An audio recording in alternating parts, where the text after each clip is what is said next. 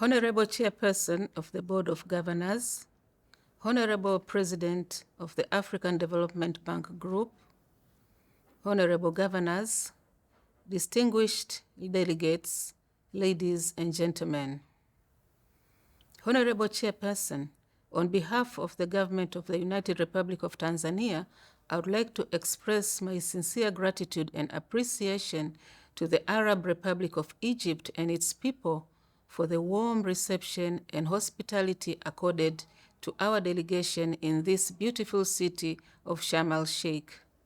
I would also like to thank and commend the African Development Bank Group for the excellent logistic arrangements of the meetings and for choosing a worthy theme for this year's annual meetings, mobilizing private sector financing for climate change and green growth in Africa. Honorable Chairperson, Tanzania's economy performed satisfactorily in 2022 despite the ongoing challenges primarily rising from global shocks, particularly the Russian-Ukraine war and the frequent resurgence of COVID-19 pandemic. In the first 3 quarters of 2022, GDP growth averaged 5.2% compared with 4.8% in the corresponding period in 2021. The main contributors to growth were agriculture, construction, and manufacturing, while the fastest growing sectors were financial and insurance, information and communication, and accommodation and restaurants.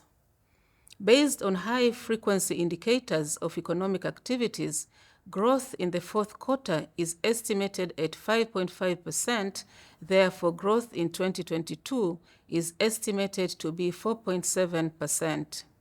Honorable Chairperson, headline inflation sustained an increasing trend for 7 months since March 2022, but remained within medium-term target of 5%, in line with the East African Community and SADC convergence criteria of 8% and between 3 and to 7% respectively.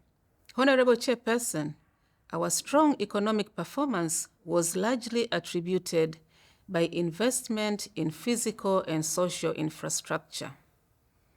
The existing robust relationship with development partners, such as African Development Bank, has also contributed to the strong performance of the economy. I'm pleased to note with contentment that infrastructure accounts for about 86% of the ongoing bank's portfolio in Tanzania, with total commitment of UA 1.98 billion, equivalent to USD 2.6 billion.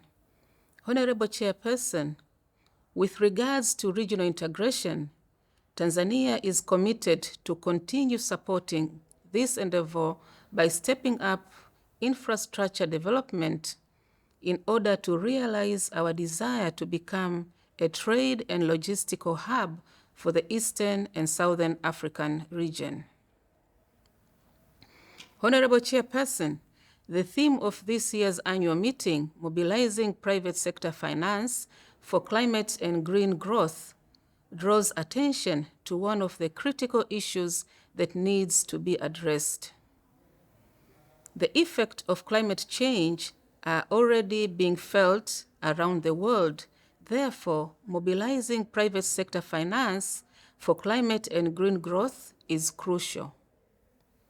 This mobilization requires a combination of supportive policies, risk mitigation mechanisms, innovative financial instruments, and collaborations between governments, financial institutions, and private sector actors. Many developing countries, including Tanzania, are addressing environmental and climate change issues through the development of high-level strategies and long-term policy frameworks. Apparently, not all current countries have coherent policy frameworks, and most need additional financial resources for climate mitigation and adaptation. Tanzania's commitment to climate and green growth is manifested in various policies, including the National Environmental Policy 2021, National Environmental Master Plan for Strategic Intervention 2022 to 2032, National Climate Change Response Strategy 2022 to 2026, Nationally Determined Contribution 2022 to 2026, and Zanzibar Climate Change Strategy 2014 to 2030.